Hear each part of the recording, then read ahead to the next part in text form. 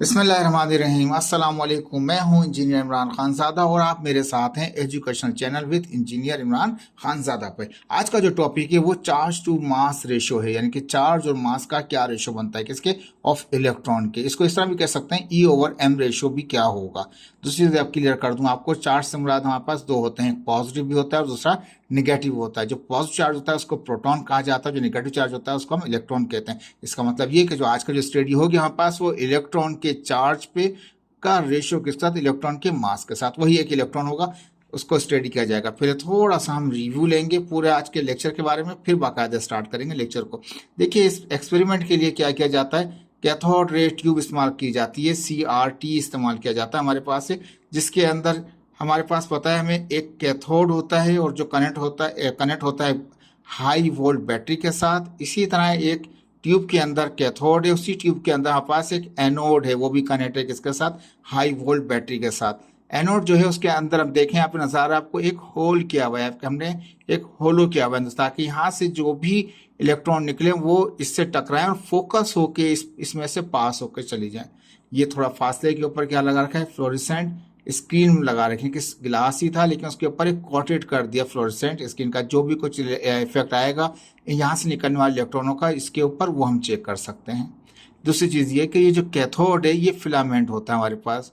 जब इसको high voltage दिए जाते हैं तो क्या करता है, वो इलेक्ट्रॉनों को रिलीज करता है, इमिट करना शुरू करता है। तो वो रैंडम भी निकल रहे होंगे, लेकिन ये जो इसमें से फोकस होकर निकल रहे होंगे वो इस होल में से निकल रहे होंगे।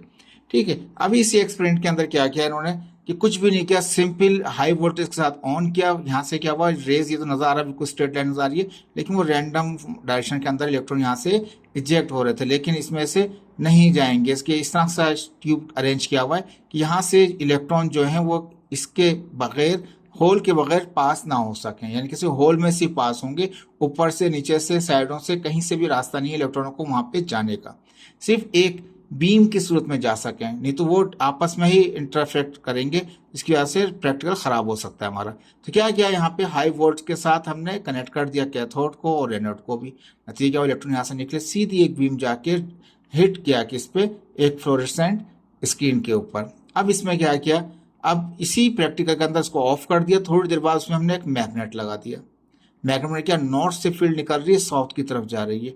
ये फील्ड जो निकल रही होगी नॉर्थ से निकल के साउथ की जा रही होगी, वो भी परपेंडिकुलर होगी इस बीम ऑफ इलेक्ट्रॉन के ऊपर, यानी कि इलेक्ट्रॉन एक तो नहीं निकल रहा, उसकी बीम निकल रही है। जैसे ही हमने क्या किया, ऑन किया इसको, मैग्नेट यहाँ रख रखा, जैसे ही ऑन किया सप्लाई को, नतीजा क्या हुआ, इलेक्ट्रॉन इमिट हुए, सीधे जा रहे थे, लेकिन जैसे ही वो यहाँ पे मैग्नेट फील्ड के अंदर आया वो डिफ्लेक्ट करके नीचे की तरफ आ गए। अब जाहिर बात है ये इलेक्ट्रॉन है, इलेक्ट्रॉन कौन सा निकल रहे हैं, वो निगेटिव चार्ज हैं, तो इसकी डायरेक्शन की ये ऊपर क्यों नहीं गया, नीचे ही क्यों आया। तो उसके लिए हम जानते हैं कि हमने पहले भी रूल पढ़ा था, लेफ्ट हैंड फ्लेमिंग रूल पढ़ा हुआ था, जिसमें हमने ये शो कराया था कि अगर हमारे पास, जैसे कि नजर आ रहा था मैं आपको, ठीक है, ये फील्ड नजर आ रही है, यानी कि ये मेरा एक मिडिल फिंगर है, एक फर्स्ट फिंगर, एक मिडिल फिंगर है और एक मेरा थंब है। ये जो फर्स्ट फिंगर है शो कर रही है इलेक्ट्रॉन की बीम को जो सीधा जा रहा है, ठीक है, और ये इसके ऊपर परपेंडिकुलर आ रही है फील्ड, तो वो फील्ड मेरी ये आ जाएगी जो बिल्कुल इस तरह से होगा। डायरेक्शन कहाँ हो जाएगी इसकी, नीचे की तरफ। नतीजा क्या होगा, वो नीचे की तरफ मूव कर जाएगा। एक तरीका तो ये था इसका मालूम करने का। दूसरा, हम प्रीवियस लेक्चर में पढ़ चुके हैं, जब भी इलेक्ट्रॉन के नेगेटिव चार्ज की बात करेंगे तो लेफ्ट हैंड पाम रूल इस्तेमाल करेंगे, ठीक है ना। मेरी हथेली जो है ये नीचे की तरफ हो जाएगी, हथेली नीचे तरफ हो जाएगी, फील्ड यहाँ से नॉर्थ से यहाँ जा रहा है, बिल्कुल सीधे जा रहा है, और ये थंब जो ये बता रहा है कि ये बीम ऑफ इलेक्ट्रॉन की डायरेक्शन कहाँ पर इलेक्ट्रॉन की, वो राइट वर्ड है, तो उसकी डायरेक्शन का जो पावर फोर्स लगेगी कहाँ लगेगी, वो डाउनवर्ड लगेगी। पाम मेरा, ये पाम उल्टा होता है निगेटिव चार्ज के लिए, पॉजिटिव चार्ज के लिए पाम क्या होता है, वो बिल्कुल सीधा होता है। दोनों तरीके से आप मालूम कर सकते हैं कि ये बीम डिफ्लेक्ट करके नीचे ही जाएगी, ऊपर नहीं जाएगी। अगर इसी अरेंजमेंट्स लगाएंगे, नॉर्थ यहाँ होगा, साउथ वहाँ होगा, ठीक है। डायरेक्शन आप चेक कर सकते हैं फ्लेमिंग लेफ्ट हैंड से भी और पाम रूल से भी। लेफ्ट हैंड पाम रूल इस्तेमाल होगा किसके लिए, नेगेटिव इलेक्ट्रॉन की वजह से, ठीक है। तो पहले क्या किया, कोई मैग्नेट फील्ड नहीं थी, सीधे चलेगा इलेक्ट्रॉन। दूसरे में क्या हुआ, हमारे पास जैसे मैग्नेट लगाया और जैसे ही ऑन किया तो वो डिफ्लेक्ट करके नीचे आ गई, और डायरेक्शन मैंने आपको बता दी किस तरीके से। अब तीसरे केस में फर्ज करें कि मैं इस मैग्नेट को भी निकाल देता हूँ और इसको ऑफ कर देता हूँ। अब इसमें रख देता हूँ मैं एक इलेक्ट्रिक फील्ड, यानी क्या किया मैंने, ये एक कनेक्ट कर दिया, एक प्लेट ऊपर है प्लस वाली, एक प्लेट नीचे निगेटिव वाली, और इन प्लेटों को कनेक्ट कर दिया किसके साथ, एक हाई वोल्ट बैटरी के साथ। नहीं, एक बैटरी यहाँ पर है और एक बैटरी ये भी होगी, ये जो बैटरी है ये कैथोड से इलेक्ट्रॉन इमिट कर रही होगी, ये जो कनेक्ट होगा एक एन अदर बैटरी के साथ, अब दिखाऊंगा तो कॉम्प्लिकेट हो जाएगा बहुत ज़्यादा, तो ये जो कनेक्ट होगा दूसरी एन अदर बैटरी के साथ, तो याद रख लीजिए वो जनरेट कर देगा इलेक्ट्रिक फील्ड को, जो पॉजिटिव से निकाल रही होगी निगेटिव जा रही होगी हमारे पास, ठीक है। तो इलेक्ट्रिक फील्ड भी क्या होगी, वो भी परपेंडिकुलर होगी इस बीम के ऊपर। नॉर्थ से साउथ वाली जो फील्ड थी वो भी बीम पे परपेंडिकुलर थी, वो इस तरह से, वो इस तरह से। अब क्या किया हमने, मैग्नेट को भी निकाल दिया और बीच में क्या रख दिए, ये मैग्नेट, ये हमने इलेक्ट्रिक फील्ड के लिए दो प्लेटें रख दी, उनको कनेक्ट कर दिया बैटरी के साथ, से प्लस नजर माइनस। अब जैसे इसको ऑन करेंगे तो ये क्या होगा, वो सीधी जाने पहले बगैर उसके, जब इलेक्ट्रिक मैग्नेट फील्ड नहीं थी सीधी चली गई, जब मैग्नेट फील्ड के लिए मैग्नेट रखा तो वो नहीं चली गई। अब जब सिर्फ मैग्नेट निकाल दें यहाँ से, ठीक है, सिर्फ इलेक्ट्रिक फील्ड हो तो क्या होगा, वो डिफ्लेक्ट करके अब चली जाएगी, ठीक है। तो ये इलेक्ट्रिक फील्ड में ए पोजिशन पे जाएगी, और जब सी में तब जाएगी जब मैग्नेट फील्ड होगा, और बी में तब जाएगी जब ना इलेक्ट्रिक फील्ड होगी ना मैग्नेट फील्ड होगी। इस एक्सपेरिमेंट के अंदर हम क्या करेंगे, हम चेक करेंगे कि जब मैग्नेट रखा तो किस तरह का बिहेव करेगी, अब थोड़ी देर में बताऊंगा आपको, और जब मैग्नेट निकाल के इलेक्ट्रिक रखा तो किस तरह से बिहेव किया इस बीम ने। तो दोनों के इफेक्ट बीम के किस तरह से हो रहे हैं उसको भी चेक करेंगे। आखिर में हम कंट्रोल करके कोशिश करेंगे कि बीम जो है ना वो ए पे जाए ना सी पे जाए, वो सीधी चली जाए। तो वो किसके लिए कैलकुलेशन है, बाकायदा इसमें शामिल करेंगे हम, ठीक है। अभी यहाँ पे दिखाता हूँ आपको। यहाँ पे हमने कहा कि इसके लिए अपरेटस के लिए हमें क्या क्या चाहिए, हमें एक CRT ट्यूब चाहिए, जैसे ऊपर दिखा दिया, पूरे समझा दिया मैंने आपको।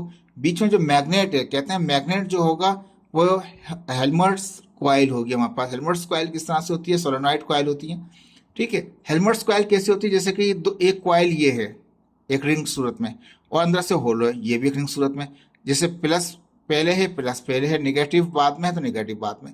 इनकी पोलरिटी भी सेम चाहिए, यानी कि करंट यहाँ से सीधा अप जा रहा है, नीचे से ऊपर जा रहा है, ठीक है। तो वहां पे भी जैसे पहले करंट आया ना अप जा रहा है, तो फील्ड कहाँ जाएगी, हम राइट हैंड रूल से, थंब रूल से मालूम कर सकते हैं। जैसे ही फील्ड ऊपर जाएगी, सॉरी करंट ऊपर जाएगा, तो फील्ड हमारी एरोस जो फिंगर्स हैं वो शो करेंगे किसको, फील्ड को। पहला कॉइल भी यही करेगा, दूसरा कॉइल क्या करेगा, पहले प्लस दिखा रहे हैं तो कॉइल की जो करंट डायरेक्शन है वो अब जाएगी, और फील्ड कहाँ जाएगी, वो भी एरो की मेरी फिंगर थंब की डायरेक्शन में जाएगी। यहाँ से निकली फील्ड यहाँ पहुंची, फिर वहां से इसकी फील्ड यहाँ चली गई। नतीजा क्या होता है, थोड़ा दूर होते हैं, बीच में कहीं विकीन हो जाती है, ऐसे नज़ारा है, एकदम से उभरा हुआ ना इससे नज़ारा है, कमजोर हो जाता है, लेकिन वहीं से उसको लेके दोबारा से स्ट्रेंथफुल हो जाता है। ये रखा जाएगा, ये जो मैग्नेट दिखा रखे हैं आपकी बुक के अंदर वो नहीं रखा जाएगा, हम यहाँ पे हेल्मर्ट्स कॉइल रखेंगे बीच में। यानी कि कहने का मकसद ये कि हेल्मर्ट्स कॉइल का एक ये होगा, बीच में ट्यूब आ जाएगी, ठीक है, ट्यूब आ जाएगी। ट्यूब के ऊपर क्या करेंगे, इसी तरह से एक ऊपर प्लेट रख देंगे प्लस, एक नीचे रख देंगे प्लेट प्लस। मतलब क्या होगा, तीनों के तीनों बीम की जो वेलोसिटी है उसकी डायरेक्शन और हेल्मर्ट्स कॉइल से निकलने वाली फील्ड जैसी नजर आ रही है, एक कॉइल से निकली दूसरे में गई और पूरा एक बन गया नॉर्थ, ये पूरा नॉर्थ बन गया, वो साउथ बन गया दोनों। तो ये स्ट्रॉन्ग फील्ड होगी। तो उसकी कैलकुलेशन, उसको चेक कैसे करते हैं, उसको हम मैग्नेटिक फील्ड मीटर के जरिए चेक करते हैं उसको। तो कहने का मकसद ये है कि एक तो आपको CRT ट्यूब चाहिए, दूसरा आपको हेल्मर्ट्स कॉइल चाहिए, आपको सोलेनॉइड कॉइल भी कह सकते हैं, तीसरा वेरिएबल वोल्टेज सोर्स चाहिए होगा ताकि आप इलेक्ट्रिक फील्ड को कंट्रोल कर सकें। मैंने बताया ना ऊपर आपको एक प्लस चार्ज था, एक निगेटिव चार्ज की प्लेट थी, उसको कनेक्ट किया हुआ है, इसको भी एक हाई वेरिएबल वोल्टेज सोर्स से कनेक्ट किया हुआ। फ्लोरेसेंट ट्यूब इस्तेमाल कर रहे हैं हम, स्क्रीन जो कि रिजल्ट चेक करेंगे वहाँ पे। रूलर क्या है, रूलर क्या करेंगे हम चेक करेंगे उसके अंदर इफेक्ट आ रहा होता है, जब कितनी सर्कुलर बनेगा, रेडियस कितना बनेगा उसको, ठीक है। अब इसको पूरा प्रोसीजर बाद में समझाऊंगा मैं आपको, लेकिन यहाँ पे समझा देता हूँ मैंने क्या किया, ठीक है। ये मैंने दिखाया है दोबारा से वही चीज़ कि ये बगैर किसी इलेक्ट्रिक फील्ड और मैग्नेट फील्ड के बगैर है, तो बीम सीधा चला गया हमारे पास। दूसरे स्टेप में हमने यहाँ बताया कि अगर हम, अभी पूरा लेक्चर बाकी है आपके लिए, ठीक है, तो दूसरे स्टेप में हमने बताया कि हम मैग्नेट रख दिया तो ठीक है, वो डिफ्लेक्ट करके डायरेक्शन में थोड़ी पहले बात चुका हूँ, ये वो प्रैक्टिकल है, देख लीजिए। वो जो फील्ड है, अगर हम इस ये तो है सिर्फ जनरेट करने के लिए, ये जो वोल्टेज सोर्स है जनरेट करने के लिए किसको, बीम ऑफ इलेक्ट्रॉन को। ये जो हमारे पास इस्तेमाल परमानेंट मैग्नेट इस्तेमाल कर रहे थे, एक्चुअली हम क्या इस्तेमाल करेंगे, हेल्मर्ट्स कॉइल इस्तेमाल करेंगे, जिसके अंदर क्या होगा, करंट को बढ़ाते जाएंगे। जैसे करंट बढ़ता जाएगा फील्ड की स्ट्रेंथ बढ़ती चली जाएगी हमारे पास, इतनी ही स्ट्रांग होती जाएगी। लेकिन शुरू में क्या होता है, वो एक डिफ्लेक्टिंग दिखाता है हमारे पास, लेकिन जैसे ही हम करंट बढ़ाते जाते हैं, फील्ड स्ट्रॉन्ग करते जाते हैं, क्या होता है, वो सीधे के बजाय क्या करती है, वो टर्न करना शुरू कर देती है, बैंड करना शुरू कर देती है। ये देखो, ये निकली थी सीधी जा रही थी पहले, लेकिन ये बैंड किया इसने और एक सर्कुलर हेलिकल किस्म का एक पाथ बना लिया उसने। अब ये एक हमारा ये स्केल है जो हम कह रहा था, आपको बता रहा था आपको, एक मेजरिंग स्केल होगा। इस मेजरिंग स्केल से हम चेक करेंगे कि उसका जो कितना सर्कुलर आ रहा है, जितना जितना उसका डायमीटर आ रहा होगा उसी मीटर से उसका हम रेडियस निकाल लेंगे डायमीटर के फार्मूले से। तो रेडियस भी हमें मिलता जाएगा इसके इसी तरीके। लेकिन कहने का मकसद ये है कि अगर हम नॉर्मल इनिशियली रखते हैं तो वो एक डिफ्लेक्टिंग आती है, ठीक है। और ज़्यादा उसको करंट, जैसे हमने ऊपर देखा, और ज़्यादा करंट बढ़ाते जाएंगे तो क्या होगा, ये फिर टर्न करना बैंड करना शुरू कर जाएगी और सर्कुलर बना लेगी मोशन। ये इलेक्ट्रिक फील्ड, ये मैग्नेटिक फील्ड का इफेक्ट था। अब इलेक्ट्रिक फील्ड में क्या होता है, वही हमने पॉजिटिव नेगेटिव रख दिया, इसको निकाल दें, मेरे पास नहीं था इसको हटाने वाला, ये मैग्नेट लगा हुआ है। लेकिन समझें कि ये मैग्नेट नहीं है, सिर्फ एक इलेक्ट्रिक फील्ड के लिए ऊपर प्लस है, नीचे वो नेगेटिव है, इसको वेरिएबल वोल्टेज सोर्स से कंट्रोल कर रहे हैं। अगर हम क्या करेंगे, सिंपल स्टार्टिंग में थोड़ा सा वोल्ट देंगे तो क्या होगा, डिफ्लेक्ट करके ए पॉइंट पे चली जाएगी। अब अगर और ज़्यादा बढ़ाते जाएंगे, जैसे यहाँ मैंने दिखाया, एक पिक्चर दिखाया, ये आपका डेटा नहीं है, ये बनाने की जरूरत भी नहीं है आपको, नहीं समझाने के लिए।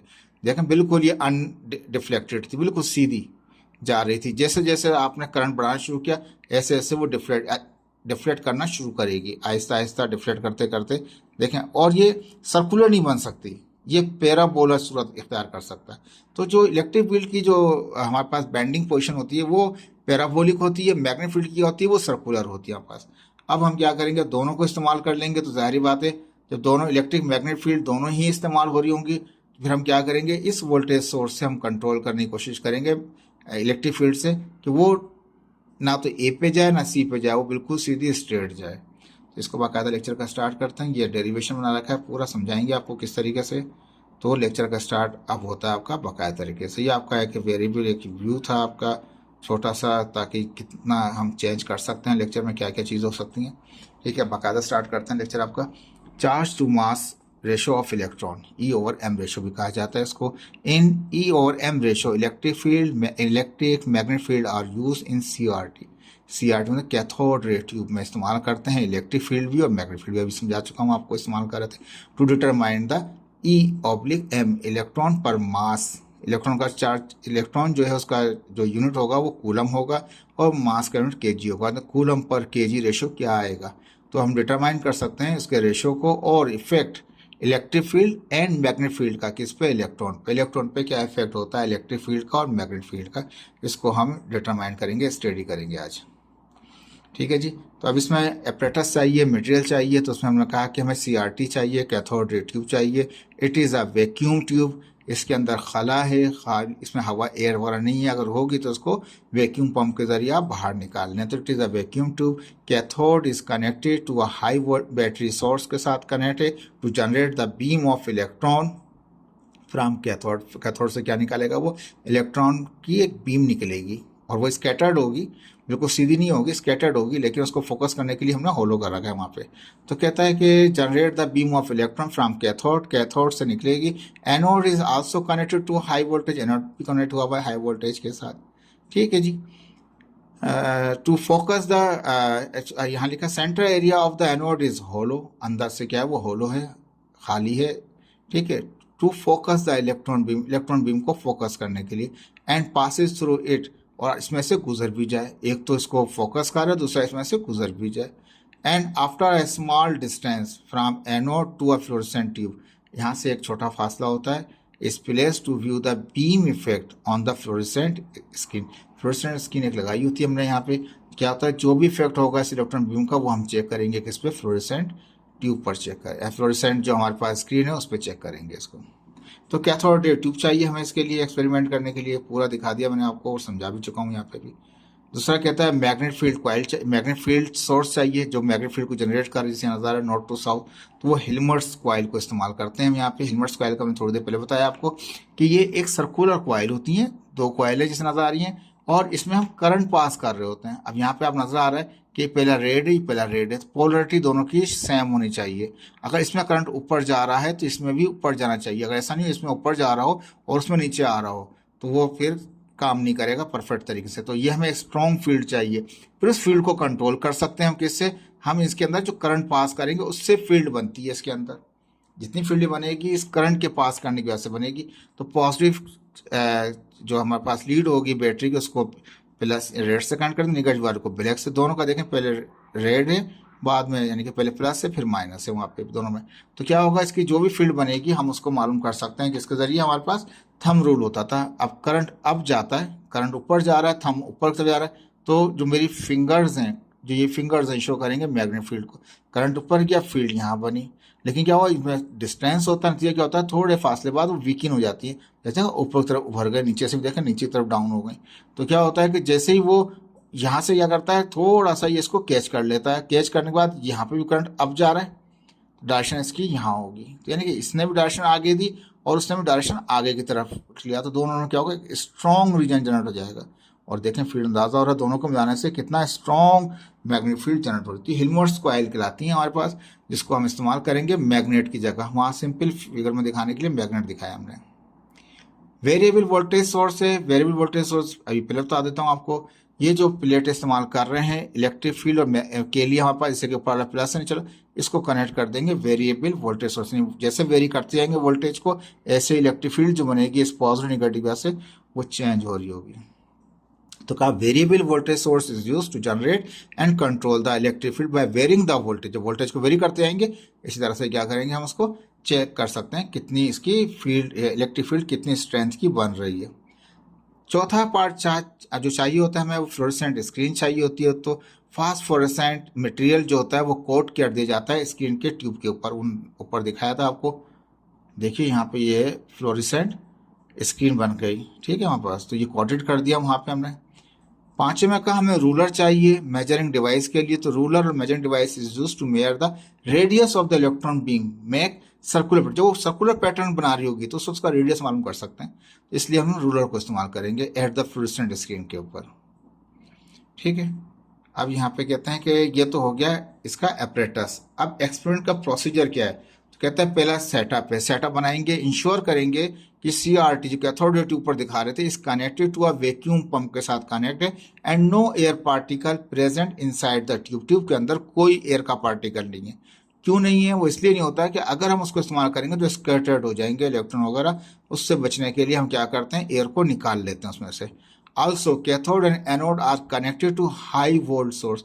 कैथोड और एनोड जो CRT ट्यूब कहते हैं उसको एक को हमने प्लस के साथ कनेक्ट किया, एक को निगेटिव कैथोड के साथ, और एनोड से बैटरी की कनेक्ट कर दी है to generate the beam of electron. और ये क्या करेगा, कैथोड क्या करेगा, जनरेट कर देगा किसको, बीम ऑफ इलेक्ट्रॉन को हमारे पास।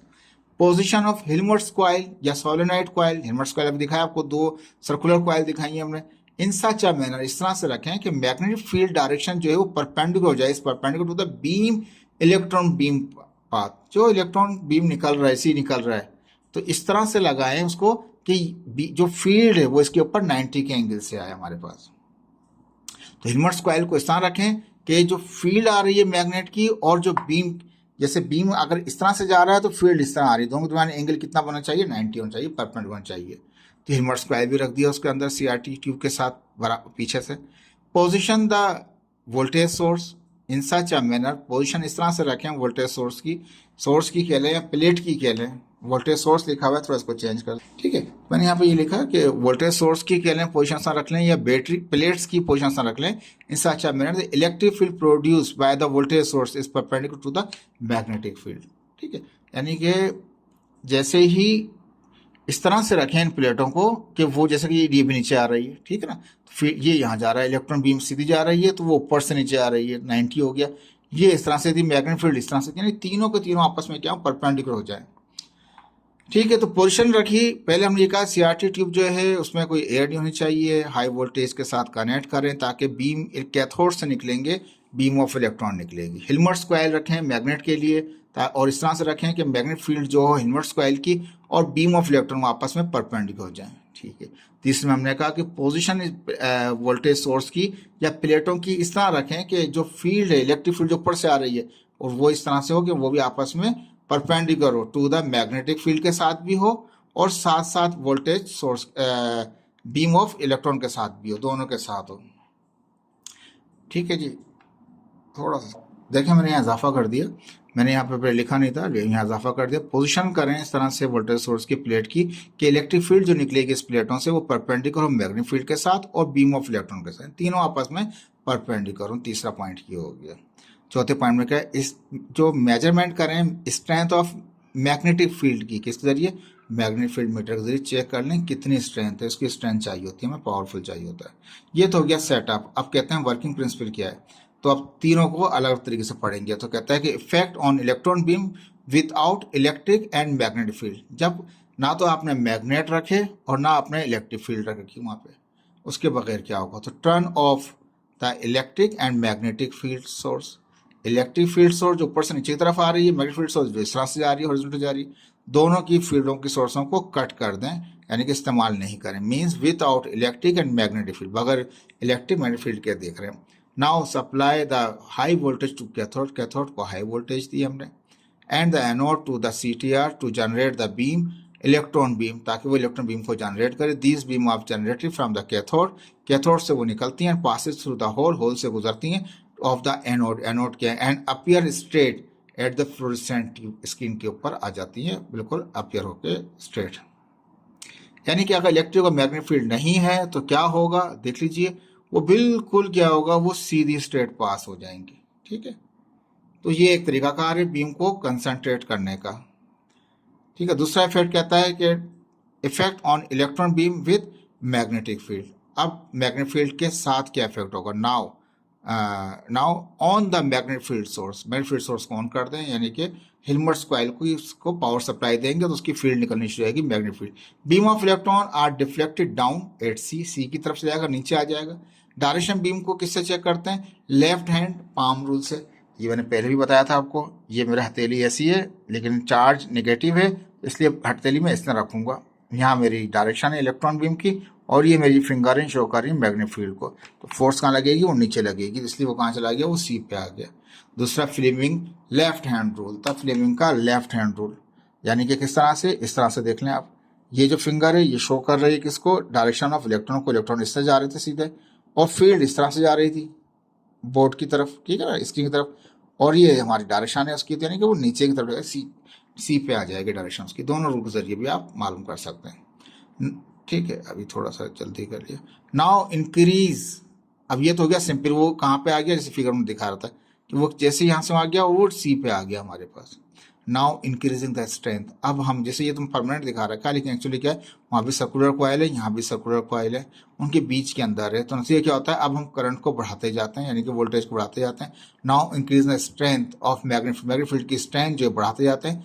Then electron beam start bending in a circular motion, जैसे ही हम बढ़ाना शुरू कर देंगे मैग्नेटिक फील्ड की स्ट्रेंथ को, अब वो सीधा डिफ्लेक्ट होकर नीचे नहीं जाएगा, पहले नीचे जाएगा फिर गोल गोल घूमना शुरू कर देगा। सीधा नीचे आया और इसने देखें एक सर्कुलर राउंड घूमना शुरू कर दिया इसने। समझ आ रही बात आपको?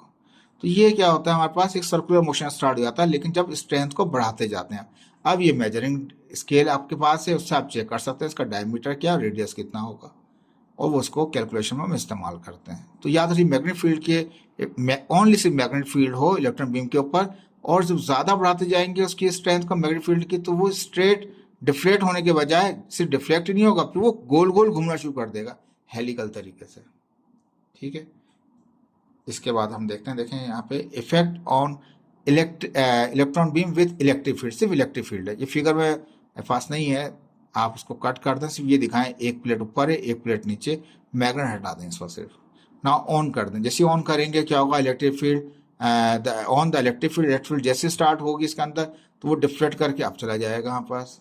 तो कहता है कि on the electric field source को ऑन कर दें, मैग्नेटिक फील्ड सोर्स को ऑफ कर दें, जो आपने लगा रखा है यहाँ पे हिल्बर्ट कॉइल लगा रखी है उसको पावर देना बंद कर दें, मैग्नेटिक फील्ड उसकी जनरेट होगी नहीं, सिर्फ इलेक्ट्रिक फील्ड आएगी प्लेटों से। तो कहता है कि मैग्नेटिक फील्ड सोर्स की ऑफ रखें, beam of electron are deflected upward, वो ऊपर चली जाएंगी ए पोजिशन पे। नाउ इंक्रीजिंग द वोल्टेज, अगर हम और बढ़ाना शुरू कर दें इन प्लेटों का, यानी कि ये प्लस वाली प्लेट निगेटिव प्लेट, इनका वोल्टेज सोर्स को बढ़ाना शुरू कर दें, वेरी करना शुरू करें, तो क्या होगा? कहता है then electron beam start bending in a parabolic, वो पैराबोलिक सूरत में वो मूव करना शुरू कर देगी। जैसे देखा सीधी जा रही थी डिफ्लेक्ट थी, जैसे बढ़ाते आएंगे ऐसा ऐसा वो टर्न करना शुरू करेगी, फिर एक स्टेज ऐसी आएगी कि वो पैराबोलर सूरत बनेगी, सर्कुलर नहीं बनेगी, गोल नहीं घूम जाएगा, बस यही बनेगी, ये लास्ट होगा, इसका ज़्यादा नहीं बनेगा वो। अब कहता है आखिरी इसका तीसरा पार्ट कि हम क्या करेंगे, यहाँ पे इलेक्ट्रिक फील्ड को मैग्नेटिक फील्ड को ऑन ही कर देंगे। तो इफेक्ट ऑन इलेक्ट्रॉन बीम पे अब क्या इफेक्ट होगा with electric and magnetic field, now on both the electric and magnetic field source, जो इलेक्ट्रिक फील्ड की प्लेट है उनको भी सप्लाई दे दें और मैग्नेटिक फील्ड जो हमारे पास हिल्मर्ट्स कॉइल से इस्तेमाल कर रहे थे उनको भी सप्लाई देना शुरू कर दें। अब दोनों आ जाएंगे। Now adjusting the voltage of the electric field के वोल्टेज को आप एडजस्ट करना शुरू करें to minimise the effect of magnetic field के इफेक्ट को कम करने के लिए इलेक्ट्रिक फील्ड से आप कम करना शुरू करेंगे। तो कहता है कि effect on the electron beam पे होगा and major the voltage at different effect on the beam pattern. और इसकी कैलकुलेशन शुरू कर दें आप मुख्तलिफ किस तरह से होगा। जैसे जैसे आप इसका वोल्टेज बढ़ाते जाएंगे इलेक्ट्रिक फील्ड वाले का, तो आहिस्ता आहिस्ता जो क्या कहते हैं नीचे की तरफ थी फील्ड, आहिस्ता आहिस्ता वो अप आना शुरू होगी। वन स्टेज रीच, एक स्टेज ऐसी आ जाएगी when beam of electron is hitting the fluorescent screen in straight line, बिल्कुल सीधा निकल जाएगा। Now measure the voltage and magnetic field. अब चेक करें वोल्टेज कितने थे किसके, इलेक्ट्रिक फील्ड के को कितने वोल्टेज दिए थे कि अब वो जो मैग्नेटिक फील्ड की स्ट्रेंथ कितनी थी कि वो सीधा हो गया, बिल्कुल सीधा पाथ हो गया उसका, बिल्कुल। यानी कितने आपने इसको, यानी ये प्लेट इलेक्ट्रिक फील्ड की थी, इसको कितने वोल्टेज दिए और इसकी स्ट्रेंथ कितनी थी कि वो बिल्कुल सीधा चला गया बी पार्ट के बी पोजिशन के ऊपर। कहता है ठीक है, इसको रिपीट कर सकते हैं, बार बार भी कर सकते हैं आप इसको, और वैल्यू इसको काउंट कर सकते हैं। अब कैलकुलेशन कैसे निकालेंगे इसकी, किस तरह से फार्मूला निकलेगा हमारा, कहाँ पुट करेंगे ये मैग्नेटिक फील्ड के फार्मूले को, और किस तरह से हम क्या कहते हैं इसके वोल्टेज को, जो इलेक्ट्रिक फील्ड का वोल्टेज किस तरह इस्तेमाल करेंगे कि E/M रेशो निकल आएगा हमारे पास। तो कहता है cathode is made of filament का बना होता है cathode due to high voltage source of cathode. अब कैथोड को हम दे रहे हैं हाई वोल्टेज, उसके ऐसे क्या होता है, इलेक्ट्रॉन इज इमिटेड, यानी कि अभी एक इलेक्ट्रॉन की बात करें, electron is emitted release from the cathode. वैसे तो एक इलेक्ट्रॉन ही निकलता, सीरीज निकल जाती है इलेक्ट्रॉनों की। तो कहता है हम स्टडी एक से करेंगे ना, electron is emitted release from the cathode and gain potential energy, gain the kinetic energy in the potential difference V volt of the electric field. Electric field को तो वोल्ट दे रहे थे हम, ठीक है, इलेक्ट्रिक फील्ड को तो वोल्ट दे रहे थे, तो इलेक्ट्रिक फील्ड के अंदर जैसे ही पहुंचा तो उसने गेन कर लिया, क्या इलेक्ट्रॉन ने क्या गेन किया, काइनेटिक एनर्जी को गेन कर लिया। यानी कि निकल रहा था कैथोड से और कैथोड को दिया हाई वोल्टेज, कैथोड को आपने दिया हाई वोल्टेज, कैथोड से निकल रहा था, जैसे ही इलेक्ट्रिक फील्ड में पहुंचा तो उसने इलेक्ट्रॉन ने गेन किया काइनेटिक एनर्जी को। कराची इलेक्ट्रिक नहीं है, क्या इलेक्ट्रिक नहीं है, ये काइनेटिक एनर्जी है। तो कहता है कि वो जो निकलता है इलेक्ट्रॉन कैथोड से, जैसे ही पहुंचता है इलेक्ट्रिक फील्ड में तो वो काइनेटिक एनर्जी को गेन कर लेता है पोटेंशियल डिफरेंस V वोल्ट के होने की वजह से, एंड एक्सीलरेट और अपनी स्पीड बढ़ा देता है इन द इलेक्ट्रिक फील्ड में विद वेलोसिटी V के साथ। ये V वोल्ट का है बड़ा वाला, और ये छोटा घुमा के बनाया, छोटा बनाया मैंने, ये वेलोसिटी का है। बड़ा V वोल्ट का है, छोटा V वेलोसिटी का है। यानी इलेक्ट्रॉन की वेलोसिटी जो है उसको V से ज़ाहिर करूंगा। बड़े V का मतलब इलेक्ट्रॉन का नहीं है, बड़े V का मतलब वो प्लेट का वोल्टेज है जो इलेक्ट्रिक फील्ड पैदा कर रहा है। ठीक है जी, कराची इलेक्ट्रिक नहीं है, के इलेक्ट्रिक समझ लो। तो कहता है यहाँ पे देयरफॉर गेन इन के इलेक्ट्रिक, सॉरी मैंने के इलेक्ट्रिक दोबारा बोल दिया, gain in kinetic energy of electron बराबर होता है work done by the electron. जितना गेन करेगा काइनेटिक एनर्जी इतना ही वो वर्क करेगा हमारे पास। और वो गेन इलेक्ट्रॉन काइनेटिक एनर्जी किससे गेन कर रहा है, वो वोल्टेज V के होने की वजह से क्या कर रहा है, काइनेटिक एनर्जी को गेन कर रहा है और एक्सीलरेट कर रहा है, बढ़ा रहा है अपनी स्पीड को। काइनेटिक एनर्जी बड़ा होता है हाफ mv²। तो ये किसकी वेलोसिटी, मास किसकी रखेंगे, तो इलेक्ट्रॉन है तो इलेक्ट्रॉन का ही हम मास m रखेंगे, इलेक्ट्रॉन की ही वेलोसिटी V रखेंगे। ठीक है, work done by the electron, तो वर्क डन क्या होता है हम जानते हैं कि वोल्ट बराबर होता है वर्क अपॉन चार्ज के।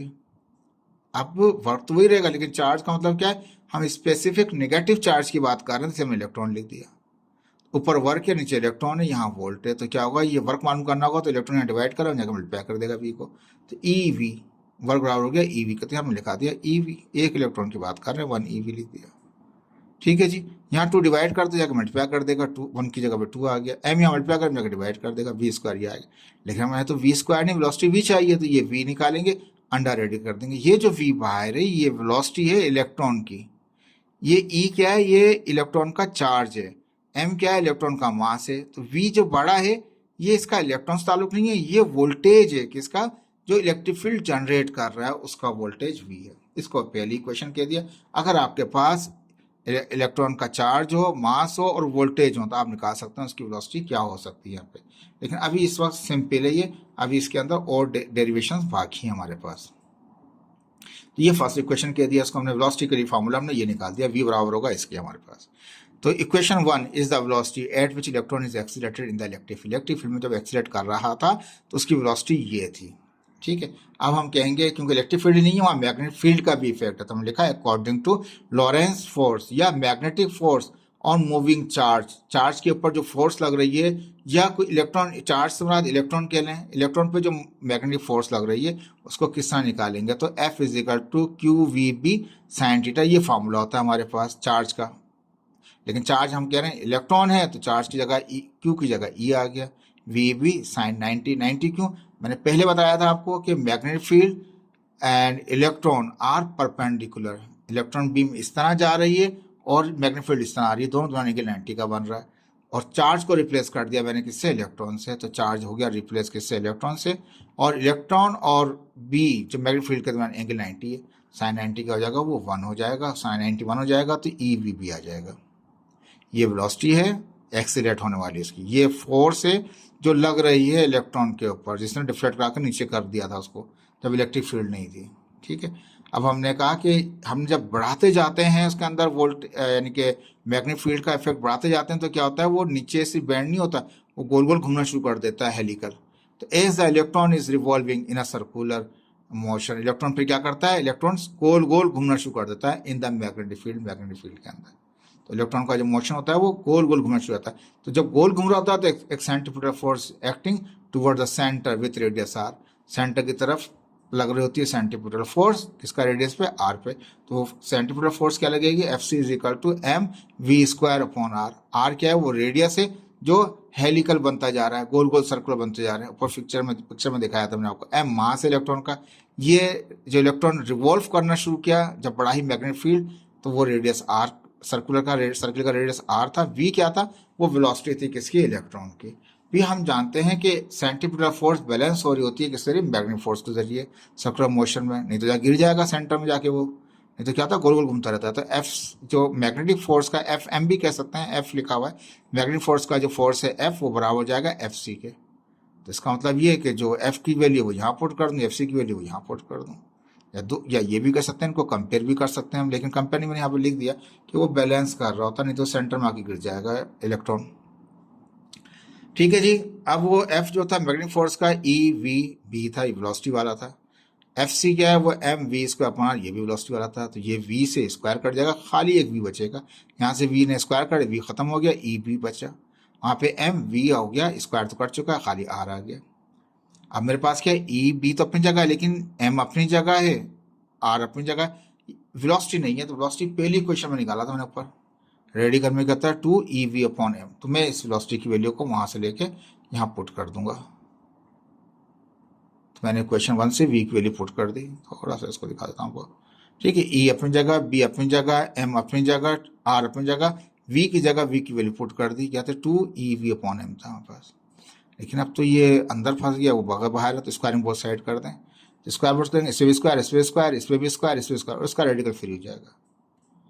तो क्या किया हमने, स्क्वायर कर दिया, तो ई पे भी स्क्वायर, बी पे स्क्वायर, एम पे भी स्क्वायर, आर पे भी स्क्वायर, और ये रेडिकल में था, रेडिकल फ्री हो गया, ठीक है जी। तो ये ई से ये स्क्वायर कट गया, खाली ई बचा, बी स्क्वायर अपनी जगह रहेगा, ये एम नीचे था, इस एम ने एम स्क्वायर काट दिया, खाली एम बचा, ऊपर ई ने ई काट दिया, एम ने एम काट दिया, अंदर क्या बचा, 2 वी बचा अंदर से, ई ने ई को काटा, ई ने स्क्वायर काटा, ठीक है, तो ई खत्म हो गया, एम ने एम को काट दिया, तो क्या बचा, 2 वी बचा, एम अपनी जगह, एम स्क्वायर कट चुका था, नीचे आर स्क्वायर था, ठीक है जी। अब मेरे पास ई तो यहाँ पर है, एम यहाँ पर है, एम को यहाँ मल्टीप्लाई कर रहा है, यहाँ जगह डिवाइड कर देगा, ई ओवर एम, या बाय क्रॉस मल्टीप्लाई कर दे, एम को यहाँ लिया, बी को वहाँ ले जाए, बी आर स्क्वायर के पास आ गया, बी स्क्वायर भी था वो आर स्क्वायर के पास आ गया, 2 वी ऊपर रहा, तो ये हमारे पास ई ओवर एम निकल आया हमारे पास। कहता है वेरिंग, ये जो वी है ये वेलोसिटी नहीं है, ये पोटेंशियल डिफरेंस है इलेक्ट्रिक फील्ड का, by varying the potential difference volt v for electric field को, जब आप वेरी करेंगे इस वोल्टेज वी को, जब उसका इफेक्ट मैग्नेटिक फील्ड पे पड़ेगा, उसके सॉरी इसके मैग्नेटिक फील्ड की जो जैसे जो गोल घूम रहा था उसकी इफेक्ट पड़ना शुरू कर देगा, बढ़ाते जाएंगे तो अलग इफेक्ट करना शुरू करेगा।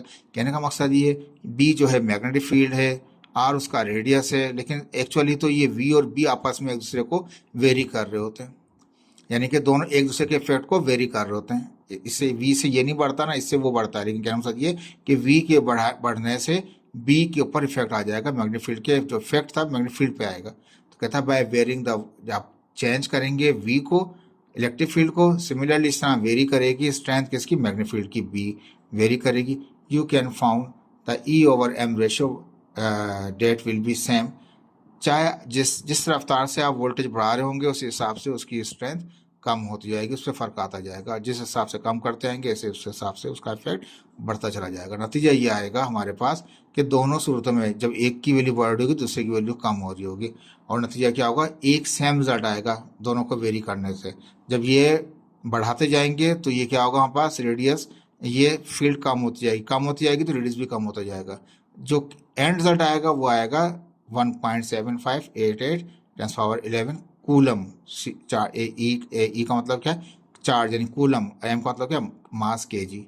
इन एनी केस, कोई सा भी केस कर लें, चाहे आप बी को बढ़ाते जाएं इसको कम करते जाएंगे आप वहाँ पे, ठीक है। अब दोनों में से दो भी इफेक्ट आप वैल्यूज बढ़ाएं या कम करें, ये कांस्टेंट ही रहेगा E/m। लेकिन होपफुल आपको समझ में आया होगा। काइंडली शेयर करें, लाइक कीजिए, सब्सक्राइब कीजिए। अल्लाह हाफिज़, थैंक यू सो मच।